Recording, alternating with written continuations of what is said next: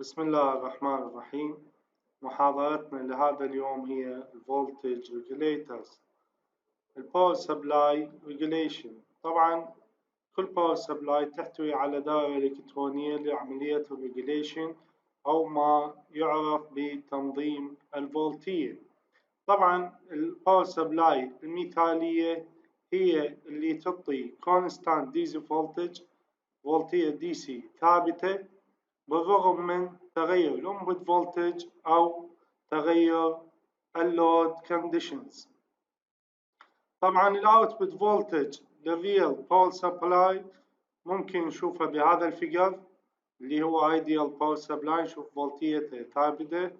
طبعا هو بالحقيقة ماكو هيج شي، لكن تحت اللود راح تكون بهذا الشكل أنه الفولتية تهبط إلى أقل من مستوى الانبوت. طبعا هذا نتيجة حساسيتها للانبوت فولتج وأيضا أحيانا بالنسبة للحمل. فإذا نريد نعرف الفولتج ريجوليتر هو إلكترونيك سيركت، دائرة إلكترونية provides a stable DC voltage، توفر DC voltage ثابتة independent of load current بغير الاعتماد على تيار الحمل temperature، بغير الاعتماد على درجة الحرارة and AC line voltage variation، وبغير الاعتماد على فولتية الانبوت. طبعا عندنا two basic categories of voltage regulation، نوعين من الفولتج regulation. النوع الأول نطلق عليه line regulation، والنوع الثاني اللود regulation. نشوف النوع الأول اللي هو اللاين ريجوليشن. اللاين ريجوليشن هي دائرة إلكترونية تخلي الأوتبوت فولتج ثابتة مهما تغيرت الانبوت فولتج. طبعا هذا عملية التحويل ممكن أن نمثله بمعادلة معينة اللي هي أمامنا، معادلة اللاين ريجوليشن، اللي هي تساوي تغير فولتية الاوتبوت على تغير فولتية الانبوت في 100%.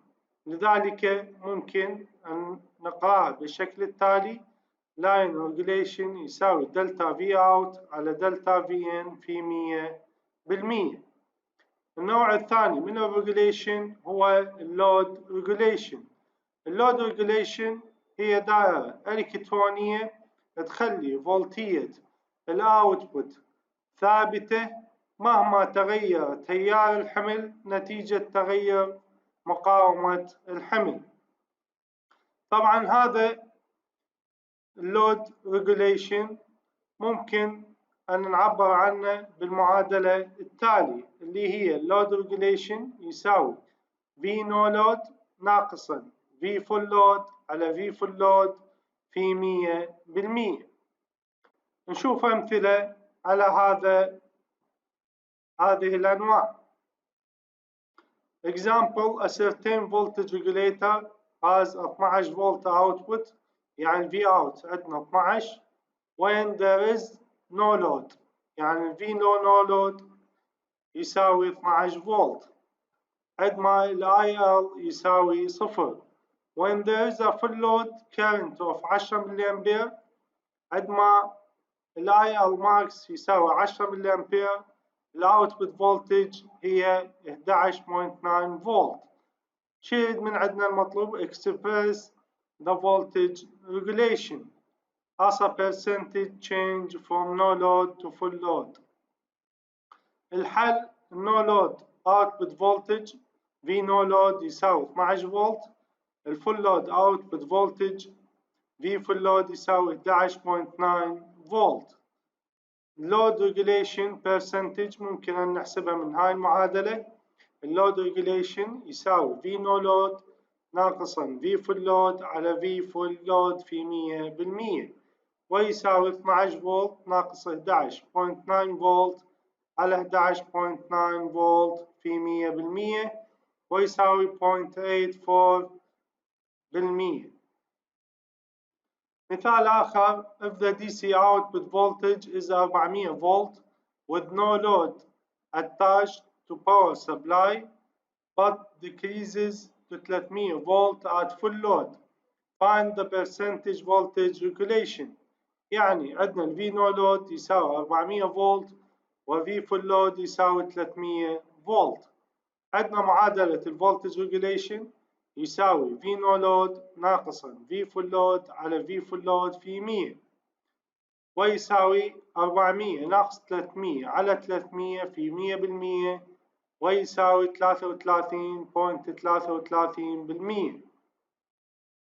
مثال آخر a power supply has a voltage regulation of 1%. If the no load voltage is 30 volt, what is the full load voltage؟ عندنا الفول لود voltage ممكن أن نجدها من معادلة الفولتج regulation اللي هي تساوي V no load ناقصا V full load على V full load في 100%. إذا عندنا الفولتج regulation هي 1 ويساوي ال V no load 30 فولت ناقصا V full load على ال V full load في 100. نعدل هاي المعادلة ونلقى ال V full load راح تكون يساوي 29.7 فولت. عندنا مثال آخر two power supplies A and B. عندنا اثنين power supply available in the market. Power supply A has no load and full load voltage of 30 volt and 25 volt. هاي المعلومات ل power supply A، بينما المعلومات أو قيم power supply B هي 30 فولت و 29 فولت. شو المطلوب؟ What is better power supply؟ منو أفضل power supply؟ طبعا الباور سبلاي الأفضل هي اللي تحتوي على lower voltage regulation أو أقل voltage regulation. لذلك على مود نعرف يا هل أحسن لازم نحسب الفولتج regulation لكلا الباور سبلاي. للباور سبلاي A V no load يساوي 30 و V full load يساوي 25. الفولتج regulation إلها 30 ناقص 25 في 100% يساوي 20%. الباور سبلاي B V no load يساوي 30 فولت V full load يساوي 29 فولت. الفولتج regulation إلها 30 ناقص 29 على 29 في 100% ويساوي 3.45%. من هذا نستنتج أنه الباور سبلاي B هي أحسن من الباور سبلاي A. نشوف مثال آخر بالفيجر الواضح أمامنا 17/4 show the regulation curve of power supply. عندنا هذا regulation curve لباور سبلاي معينة. شريط find أولا voltage regulation، ثانيا minimum load resistance. طبعا من الشكل اللي أمامنا نلاحظ أنه ال V no load هي 500 فولت و V full load هي 300 فولت، بالإضافة إلى أنه I full load هو 120 ملي أمبير والمطلوب حساب ال R load at minimum values. أولا الريجوليشن يساوي V no load ناقص V full load على V full load في 100% ويساوي 500 ناقص 300 على 300 في 100% ويساوي لنا 66.7%. RL minimum يساوي V full load على ال I full load ويساوي 300 فولت على 120 ملي أمبير ويساوي لنا 2.5 كيلو أوم. الآن عندنا البيسك لينير سيريز ريجوليترز. بشكل عام عندنا نوعين من الفولتج ريجوليترز. النوع الأول هو اللينير ريجوليترز والنوع الثاني هو سويتشنج ريجوليترز. طبعا كل النوعين هن موجودات على شكل انتجريتد سيركت. احنا اللي يهمنا هو اللينير ريجوليترز. أيضا اللينير ريجوليترز على نوعين، هو السيريز ريجوليتر والشانت ريجوليتر. الآن نشوف أول نوع اللي هو Basic Linear Series Regulators. هذا الشكل 17/4 يمثل شكل مبسط للسيريز ريجوليتر. هذا هو السكيماتيك دايجرام مالته، وهذا البلوك دايجرام مالته. إذا نلاحظ البلوك دايجرام يتكون من 4 بلوكات. البلوك الأول كنترول إليمنت اللي هو يسيطر على فولتية الأوتبوت بالاعتماد على فولتية الإنبوت، وعندنا السامبل سيركت اللي تتحسس فولتية الأوتبوت، وعندنا الريفرنس فولتج الديفايس اللي يوفر لي الفولتية المطلوبة، وعندنا الايرور ديتكتور اللي يطلع نسبة الخطأ بالفولتية المطلوبة والفولتية المتحسسة، وينطي الإشارة إلى الكنترول إليمنت. ومثل ما قلنا الكنترول إليمنت هو اللي يعدل الفولتية للأوتبوت. عندنا نوعين من السيريز ريجوليتر.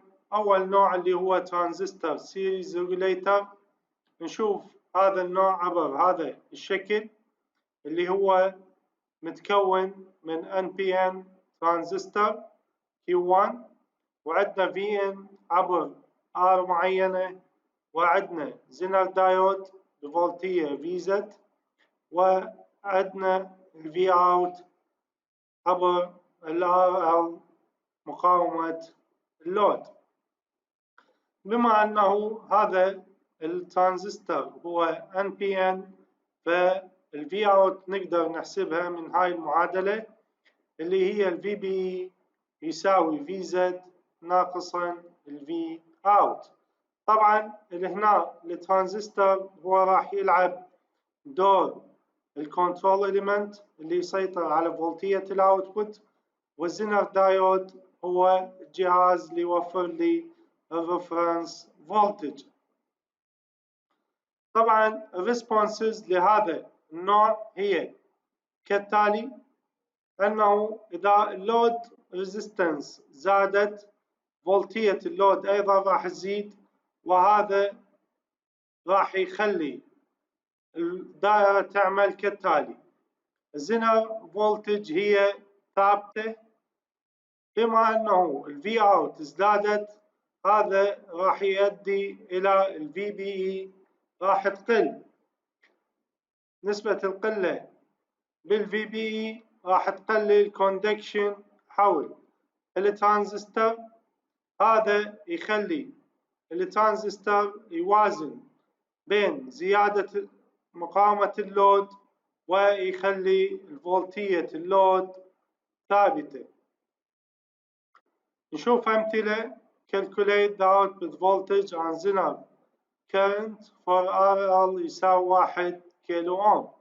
عندنا هذا السيريز linear regulator باستخدام الترانزستور.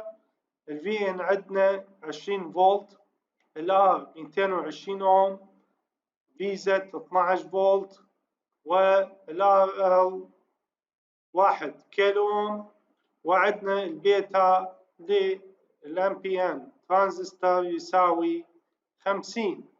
المطلوب شنو هو الاوتبوت فولتج والزينر كيرنت.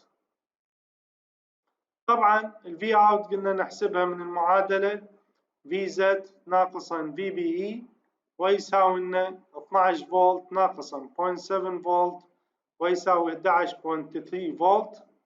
الفي سي اي يساوي الفي ان ناقصا الفي اوت ويساوي 20 ناقصا 11.3 ويساوي 8.7 فولت.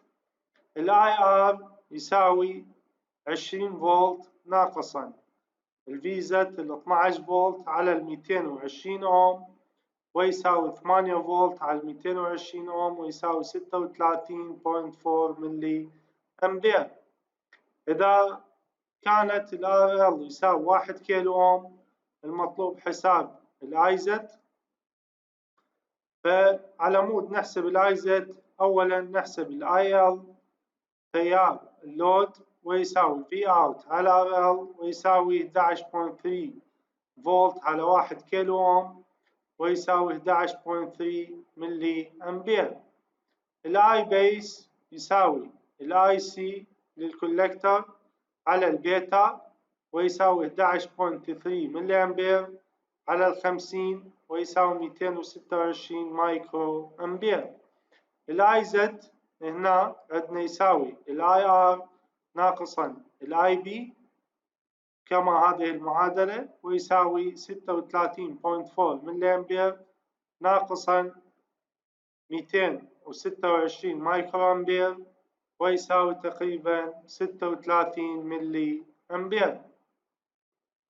عندنا مثال آخر in a series transistor voltage regulator C figure 17.6 موضح بهذا الشكل شكل 17.6. The load current varies from 0 إلى 1 ملي أمبير يعني أعلى تيار لللود هو 1 أمبير عفوا 1 أمبير مو ملي أمبير and unregulated DC input varies from 12 إلى 18 فولت. ال VN تتغير من 12 إلى 18 فولت. VZ يساوي 8.5 فولت ويحتاج زينر دايود على الأقل 1 ملي أمبير of current على مود يبقى بحالة الريجوليشن. طبعا الاي زد مينيمم هنا مثل ما ذكرنا يساوي 1 ملي أمبير. المطلوب أولا determine the value of RS to ensure proper circuit operation جد قيمة ال RS لعمل الدائرة بشكل مناسب. ثانيا determine maximum power dissipation in RS جد أعلى قدرة ضائعة بال RS. determine maximum power dissipation in zener diode جد أعلى قدرة موجودة بالزينر دايود. طبعا عندنا هذا الشكل تلاحظوا هنا ال RS هذا IRS IB IZ VBE 0.7 فولت والبيتا يساوي 50 وعندنا ال V out 8 فولت عند IL 1 إلى أو 0 إلى 1 أمبير. طبعا الحل أولا على مود نلقى ال RS لازم نلقى ال IRS بالبداية. فعندنا ال IB ماكس شو وقت تحصل على أعلى بيس كارنت هو عندما يكون أعلى لود كارنت موجود اللي هو IL ماكس على البيتا ويساوي 1 أمبير على 50. طبعا ال IL ماكس هو نفسه ال IC I collector ويساوي 20 ملي أمبير. ال IRS يساوي IZ minimum أقل قيمة للزينر دايود اللي يعمل كريجوليتر زائدا اي بي ماكس اللي هو البيس كارنت ويساوي 1 زائد 20 ويساوي 21 ملي أمبير. الآن ال RS يساوي VN minimum أقل قيمة للفولتية ناقصا ال VZ على ال IRS ويساوي 12 ناقصا 8.5 على 21 ملي أمبير ويساوي 3.5 فولت على 21 ملي أمبير ويساوي 166 أوم. الآن المطلوب الثاني اللي هو maximum power dissipation in RS. طبعا هذا يحدث عندما أعلى فولتية تسلط ك VN اللي هي ال VRS لازم نحسبها من ال VN max ناقصا ال VZ ويساوي 18 ناقص 8.5 ويساوي 9.5 فولت. maximum power dissipation in RS أعلى استهلاك للباور بال RS يساوي VRS max سكوير على RS. هذا قانون الباور اللي هو V سكوير على R ويساوي 9.5 سكوير على 166 أوم ويساوي 0.542 واط. الآن maximum power dissipation in zener diode. طبعا هذا يحدث عندما ماكو لود أو ال IL يساوي صفر. إذا ال IL ساوى صفر ال I emitter راح يساوي صفر، وكذا ال I base يساوي صفر. ولذلك نفس التيار اللي يمر بال IRS راح يمر بال IZ، أو هو نفس ال IZ اللي يمر بالزنار دايود. لذلك IZ ماركس يساوي IRS ماركس ويساوي VN ماركس ناقصا VZ على RS ويساوي 18 ناقص 0.5 فولت على 166 أوم ويساوي 57.2 ملي أمبير. Maximum power dissipation in zener diode PZ ماركس يساوي VZ IZ ماركس. طبعا هذا قانون الباور اللي هو VI، ويساوي 8.5 فولت في 57.2 ملي أمبير ويساوي لنا 0.486 واط. المحاضرة القادمة إن شاء الله راح نكمل مادة الريجوليترز أو موضوع الريجوليترز، ونشوف الأوب أمب سيريز ريجوليتر وأيضا الشانت ريجوليترز. شكرا لاستماعكم.